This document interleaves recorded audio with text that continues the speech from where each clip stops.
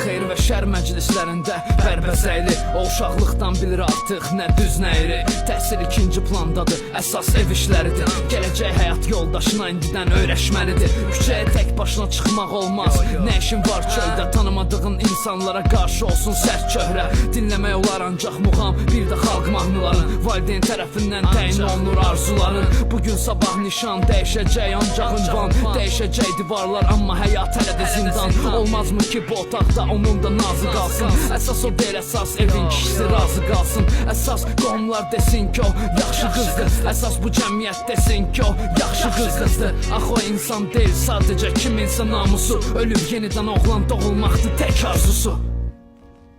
9'u bitirsin, veririm geçsinlere. Valla işi sən görürsən, yoxsa oxuyun olasın deyə. Ay demə. Qıza vəziyyətlə böyütmüşəm, özüm bilirəm, hələ verirəm ya məktəbə göndərirəm, nə dəxli var axı.